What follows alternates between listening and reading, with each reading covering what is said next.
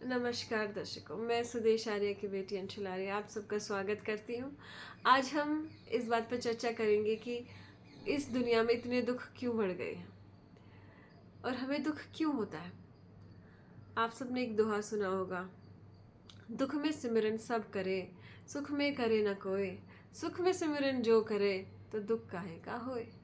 मतलब जब भी हमारे ऊपर दुख आता है तो हम भगवान से मदद मांगते हैं, भगवान हमें हमारा ये दुख दूर कर दो। लेकिन हम अपने सुख में सिमरन नहीं करते हैं। पहले तो करते थे। जैसे जब क्या सुख आता है हमारी लाइफ में, जब हमारे घर में कोई छोटा बच्चा पैदा होता है या किसी को नौकरी मिल जाती है या किसी की शादी होती है, तो ये सब छोटी छोटी खुशियों के पल हैं जो हमारी जीवन में आते हैं। तो आजकल क्या हो गया है, किसी का जन्मदिन आ रहा है तो केक काटो, गाने बजाओ, डांस करो, ख़त्म। किसी की शादी है, वहाँ पे शराब पिलाओ, नॉन वेज खिलाओ, भाई बहुत सुख है।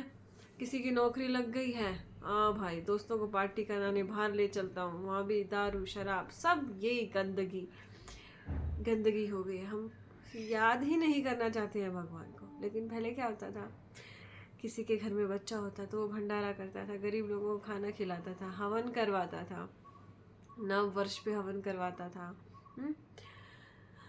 शादी होती थी, शादी में भी संगीत का प्रोग्राम होता था, भजन कीर्तन होता था। बच्चे होने पे कीर्तन कराते हैं अपने घर पे लोग। तो ये सब चीज़ें ना, हम जब हमें खुशी होती थी तो हम सबसे पहले ये सोचते थे, अरे हवन करा लेते हैं, कहीं पे अच्छे से दान दे देते हैं। तो हम ऐसे अपनी खुशियों को पहले सेलिब्रेट करते थे। लेकिन अब वो सब चीज़ें खराब हो गई हैं, जिससे दुख का कारण हो गया है। तो इसको कैसे चेंज करेंगे हम? फिर से वही हमें भगवान का सिमरन करना होगा। और हमारी जो सनातन की जो प्रक्रिया है, जो सनातन धर्म की जो दिनचर्या है, वो इतनी सुंदर है। सुबह उठते प्रातःकालीन मंत्र है, वेदों से लिए गए हैं 4 प्रातःकालीन मंत्र, उसमें हमें इतनी अच्छी शिक्षा मिलती है। फिर हम भोजन करते हैं तो भोजन के समय जो मंत्र पढ़ा जाता है उसमें भी भगवान का सिमरन किया जाता है।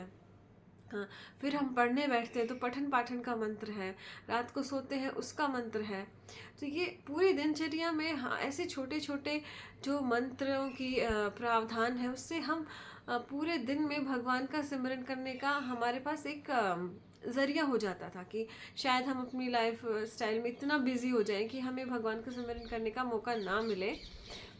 तो ऐसी छोटी छोटी मंत्रों का प्रावधान हमारे यहाँ हो गया है कि हम ना हम बिज़ी लाइफस्टाइल होते हुए भी हम भगवान का सिमरन के लिए हमारे पास टाइम होता है।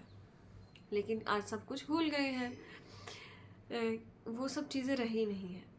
तो चलिए हम मेन बात पे आते हैं। तो हम भगवान का जो सिमरन करते हैं उसमें हम क्या ऐसा ढूंढते हैं?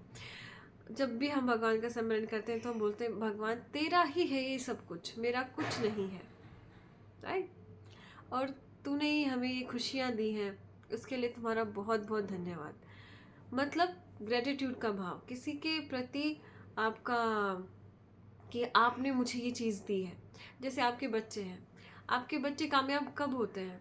तब वो उनके मन में ये समझ आ जाती है कि मेरे माँ बाप ने मुझे कितनी मुश्किल से पाला है, तो मुझे उन्हें प्राउड फील कराना, उन्हें गर्वान्वित महसूस कराना है। इसलिए वो आपको गर्व महसूस कराने के लिए इतनी मेहनत करता है, फिर वो सक्सेसफुल हो जाता है, फिर वो आपको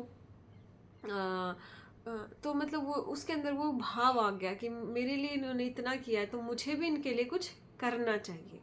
जब ये भाव आता है तो आपके अंदर का जो दुख है वो समाप्त हो जाता है। जैसे आप माँ बाप के बारे में सोच सकते हैं, आप समाज के बारे में सोच सकते हैं कि समाज ने हमें इतना अच्छा दिया है, तो जैसे हम हवन करते हैं तो उससे चारों तरफ का वातावरण शुद्ध होगा, हम समाज को वापस कुछ दे रहे हैं।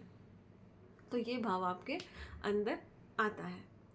तो दुख ना आए इससे पहले ही सुख में भगवान का सिमरन कर लीजिए, तो दुख आएगा ही नहीं। लेकिन कई लोग ये समझ लेते हैं कि अरे हमारे पास तो पैसा नहीं है तो हम तो दुखी हैं। ऐसा कुछ नहीं है, ऐसा कुछ भी नहीं है। अभी आपने देखा होगा अंबानी की शादी, अंबानी की बेटे की शादी हो रही थी, है ना? उसका बेटा देखा ना आपने, पूरा ऐसे हाथी जैसा बाल उसके पीछे से उड़े हुए हैं।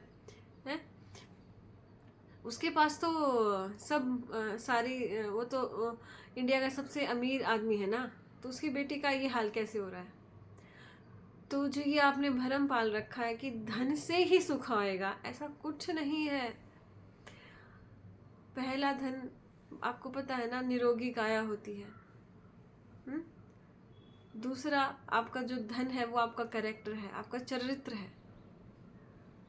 तो अपने स्वास्थ्य को बनाए रखिए, शरीर में कोई दुख नहीं होगा तो आप वैसे ही आधा सुखी तो वैसे ही इंसान हो जाता है। फिर आपका जो चरित्र है, अगर आप अपने कर्तव्यों का पालन करेंगे तो आप सुखी हो जाते हैं।